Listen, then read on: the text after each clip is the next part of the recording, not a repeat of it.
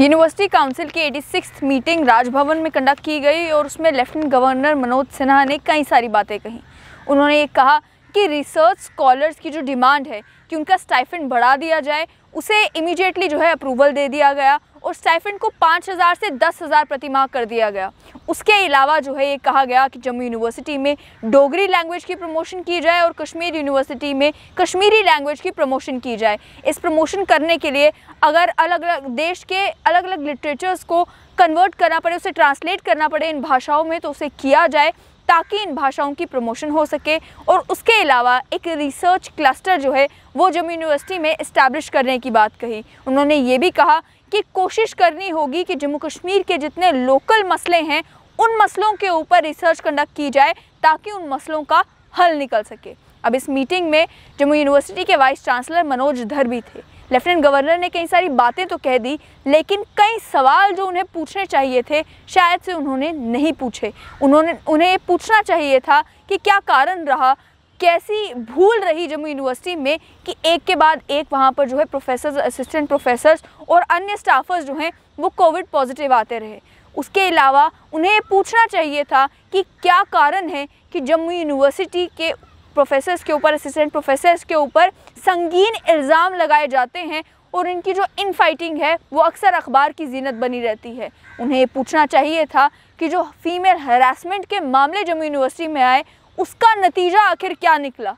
उन्हें ये भी पूछना चाहिए था कि जब जम्मू यूनिवर्सिटी ने इंफ्रास्ट्रक्चर के ऊपर इतना एक्सपेंडिचर किया तो आखिर एकेडमिक्स के ऊपर उतना एक्सपेंडिचर क्यों नहीं किया गया। जितने करोड़ों के फंड्स इंफ्रास्ट्रक्चर के ऊपर लगाए गए वो आखिर दिखते क्यों नहीं हैं। उन्होंने ये भी नहीं पूछा कि नेशनल रैंकिंग फ्रेमवर्क में जम्मू यूनिवर्सिटी जो है उसने कितनी इम्प्रूवमेंट की और इम्प्रूवमेंट ज़्यादा क्यों नहीं हुई।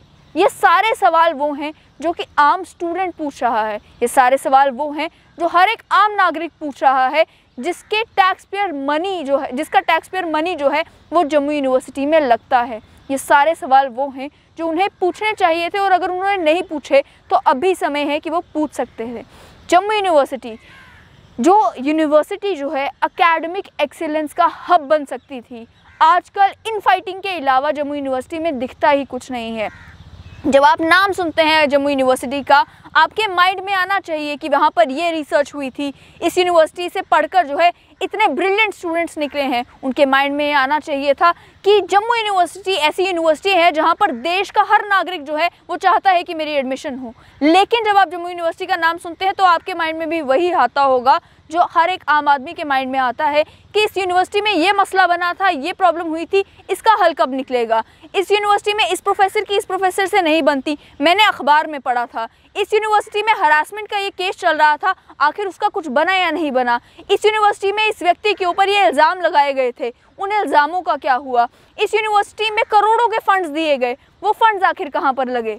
इस यूनिवर्सिटी में जहाँ पर फोकस होना चाहिए था पढ़ाई के ऊपर, रिसर्च के ऊपर, वहाँ पर फोकस है बिल्डिंगें बनाने के ऊपर। ये मैं नहीं कह रही, ये भी नेशनल रैंकिंग फ्रेमवर्क में जो फिगर्स जम्मू यूनिवर्सिटी ने खुद सबमिट की है, ये फिगर्स कहती हैं कि जम्मू यूनिवर्सिटी ने फोकस किया कि बिल्डिंगें बनाई जाएं, बल्ब लगाए जाएं, इक्विपमेंट खरीदा जाए, लेकिन एकेडमिक एक्सीलेंस के ऊपर और रिसर्च वर्क के ऊपर उतना ध्यान नहीं दिया गया, जिसका नतीजा ये निकला कि अभी भी जब आप ये जम्मू यूनिवर्सिटी का नाम सुनते हैं आपके माइंड में ऐसी यूनिवर्सिटी नहीं आती जो देश की टॉप 10 यूनिवर्सिटीज़ का हिस्सा बन सके।